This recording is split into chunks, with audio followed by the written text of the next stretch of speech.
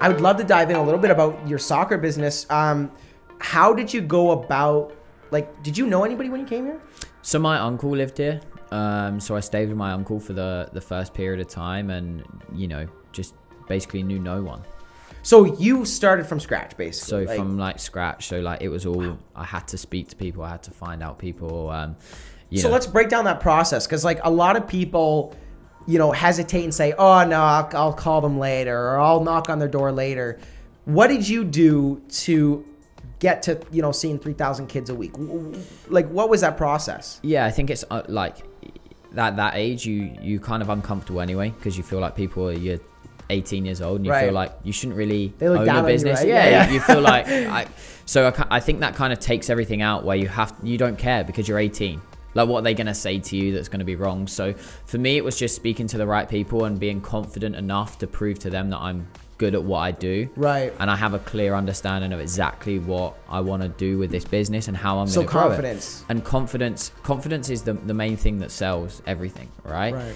So for me, I was confident enough to, it's almost convincing them that I was good enough to do stuff. So, you know, so I was working with a small soccer club, and I did one training session that got me, it's going to get me well over like $250,000 worth of revenue, one session. And I convinced them that I was able to do, you know, hundreds and, well, close to 1,000 kids part of that program and contract that we've got from teaching 12 kids.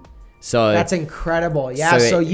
So it goes to show, like, confidence sells, right? 100%. Now, granted, you need a good product to back you. Sounds like you had the experience. So I always say everything's figure outable. Like, that was kind of the first thing for me, is like, let me find something that they need, and I'll build something around what they need, because if they need it, other people need it as well. So I was just quizzing them, what do you need more? What do you need? That if you said there's one thing right now, what do you need?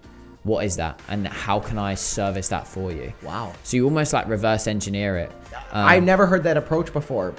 I mean, it obviously sounds like it worked, but yeah, I've never heard that approach of, like, you know, ask somebody, okay, what do you need from me? I will give it to you. Yeah. That's pretty, they can't say unless they're hard-headed and stubborn, they're not going to say, oh, I don't need anything. Everyone needs something. And that was kind of what it was. And then from that relationship there, it kind of built. And then I, again, had to sell myself and sell my vision of, okay, we can now do this, this, and this. But is there one sort of like, or two people that you think I should speak to grow this business? Oh, interesting. So like some of the first people that you talk to, you would utilize their relationships, capitalize on those. Yes. Interesting. So that's kind of how you grow from the start. Yeah. And organically. And I think that's like, people are commonly afraid to ask for referrals, but I think you need to. Like, I'm always asking, and I know I actually took this from Ryan, like, is there one person that you think I should speak to? Right. So, and everyone has like just that one person that you need to reach out to, that you need to network to. Send an email. An email, a text, take them out for a coffee. You're going to spend $2-4 to get to know them. They're going to, and then you ask them the same thing. Like, it just keeps doubling, and kind of that we've grown organically. Yeah. It's like the rule of 7, right? So, you know, the more people you know, the closer you are to the person that you want to meet, right?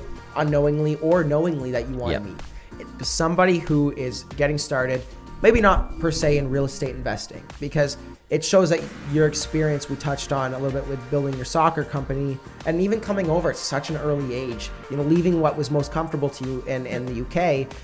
What is something that you would tell somebody who's like-minded like yourself, but doesn't have the right friends around them to push them? I would just say get rid. Like, it sounds really brutal, and, you know, it sounds really harsh, but you've just got to get rid. Like, you've got to track the time that you spend with them, track like what you're doing, and just get rid. There's people out there. You just need to put yourself out there and say, hey, let's meet up. Yeah. And what's the worst you're going to say? Is it no? Like, if you didn't ask them, it's still a no, right? You can't meet someone that you've never asked.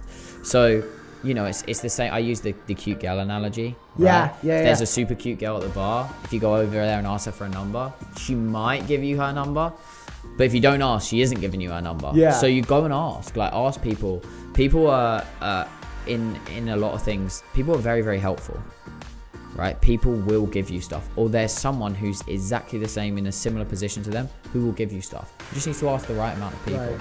It's kind of like the Grant Cardone rule of like 10x. You ask 10 people for something, you're going to get the response of 10 people. But if I ask 10,000 people that question, I'm going to get the results.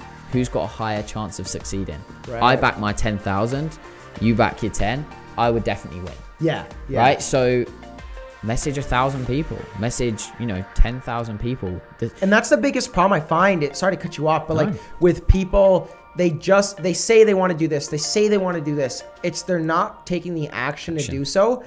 And I'm sorry, but I have no pity on those people that complain about where they are in life, but they have all the tools necessary to build something for themselves, but they just not taking action. I know this is Gary Vee, but the odds of you being a human being, the odds of you being a human being, like if that doesn't motivate you. Yeah. Like my mum literally could have had an extra sip of wine and we would not be sitting here.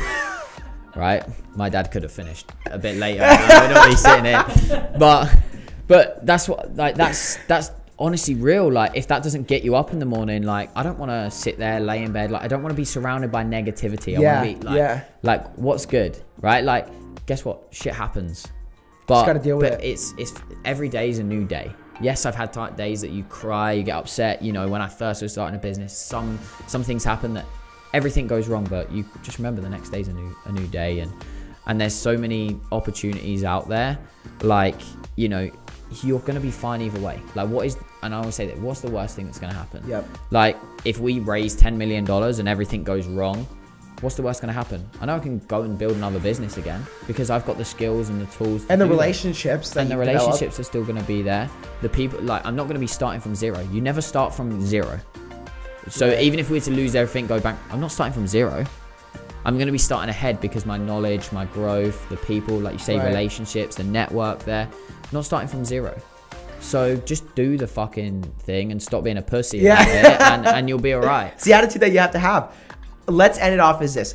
I saw a quote, and when you said, just suck it up, like shit happens. The scariest people are the ones that say it is what it is because they're not affected by the ones around them and the noise that's around them, that they'll just keep doing it and they'll keep pursuing it.